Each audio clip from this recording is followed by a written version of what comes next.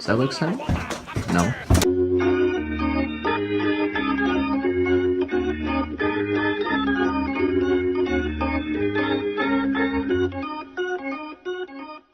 Monty Python was formed in 1969 by Graham Chapman, John Cleese, Eric Idle, Terry Jones, Michael Palin, and Terry Gilliam in a restaurant in England.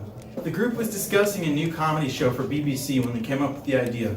Now the name Monty Python doesn't really mean anything, but as far as I've heard, Monty was just a name of some drunk in one of the restaurants they go to a lot. They specialized in comedy films and TV. Their main projects consisted of Monty Python's The Holy Grail, Life of Brian, Meaning of Life, and their TV show, Flying Circus. I'll summarize their plots quickly.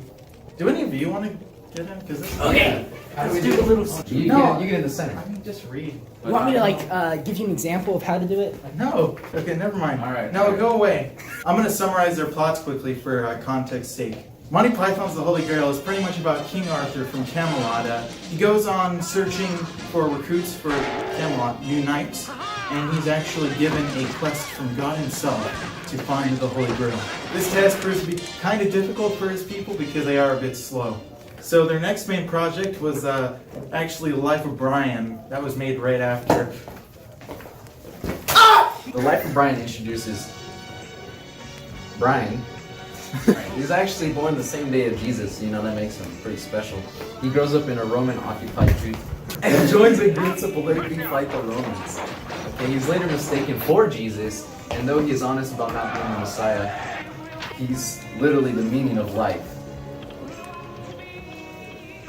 I didn't read this. What? Now the meaning of... The meaning of... Wait.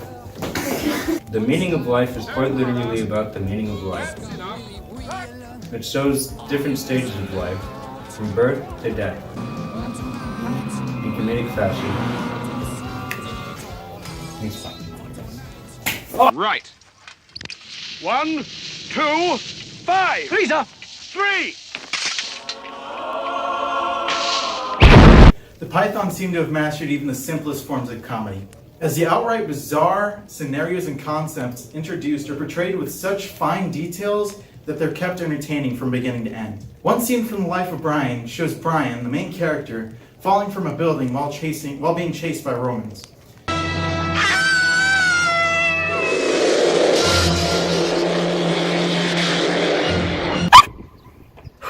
As Brian falls to what is certainly his demise, the feeling of his certain doom is subsided by some random alien spaceship coming in and swooping by and picking him up and carrying him into space. This is completely unexpected, but it's made hilarious by Graham's excellent acting, his facial expressions, as well as the overdone effects for a movie that came out 2 or 3 years after Star Wars. Due to Graham's acting and the crazy effects, the scene actually seems genuine, which makes it even more funny.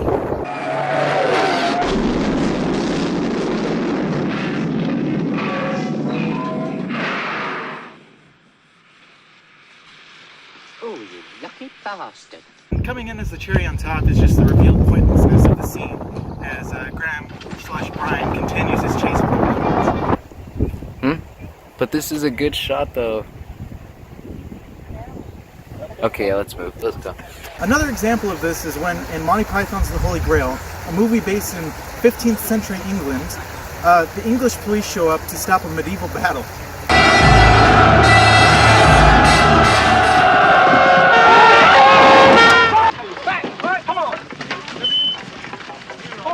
That's enough. Just pack that in.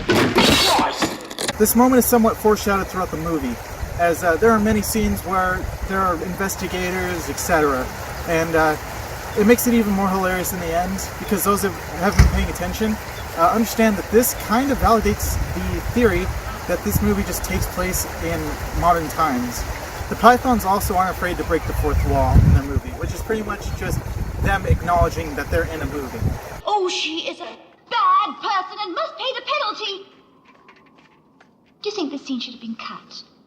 We were so worried when the boys were writing it, but now we're glad. It's better than some of the previous scenes, I think. At least ours was better visually. At least ours was committed. It wasn't just a string of pussy jokes. Get on with it. Yes, get on with it! Oh, I am enjoying this scene?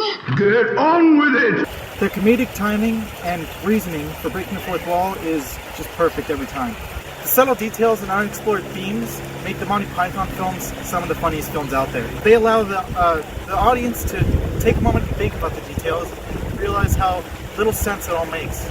Shut up! Will you shut up? Ah, now we see the violence inherent in the system. Shut up! Oh, come and see the violence inherent in the system! Help! Help! I'm being repressed! Bloody peasant! Oh, what a giveaway! Did you hear that? Did you hear? In their films and TV sketches, the Pythons love to introduce a running joke or a bit that will reoccur throughout the rest of the film. The audience loves these moments because it triggers their minds to think back to the next time, or the last time they experienced it. These allusions also bring a sense of familiarity, as the audience will feel pride in understanding the references. These allusions include the occasional capstones, Dennis, and more obviously, Sir Bedivere's helmet visor in the Holy Grail, Mr. Cheeky, and Pontius Pilate, and Life of Brian.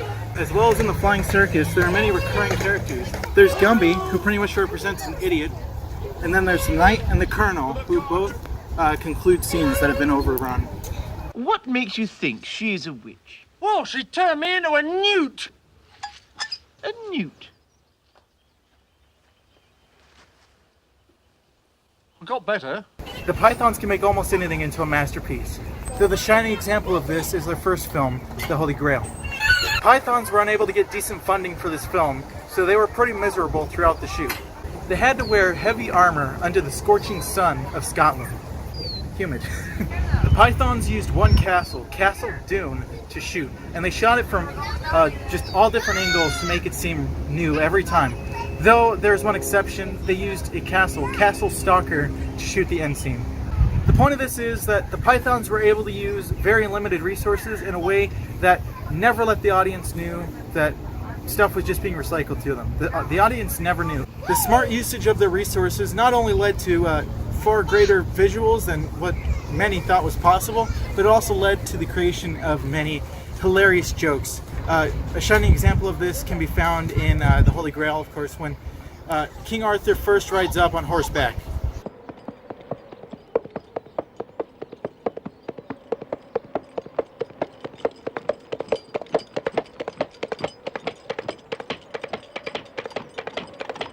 Ward up! The Pythons originally wanted to get horses, but due to their limited funding, they just couldn't afford them. So they used 2 halves of coconuts, which was actually a tool used to get sound effects for horses.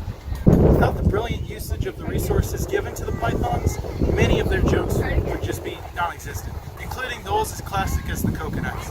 So overall, this comedy group is probably Monty Python, is probably my favorite comedy group ever. I love the way their personalities combine. It overall creates just this iconic group. You have it all in these 5 people. They all combine to make something very special, and I hope that you can check them out sometime. They do have a lot of British humor, so it's drier, darker, not as optimistic sometimes. But personally, I like that, and I think you should at least try them. You know, watch. Many people say their best movie was Holy Grail. I think I'd agree with them. Their first movie, Holy Grail, is just a comedic masterpiece. And I hope that you can check that out and at least respect them for what they are. Because they are better than you will ever know if you disrespect them! Hey, Whitey. Please, don't throw it! Don't! Ah!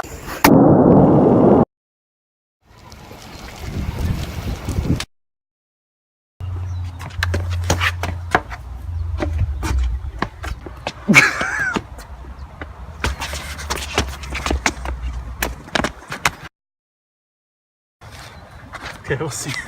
Hey!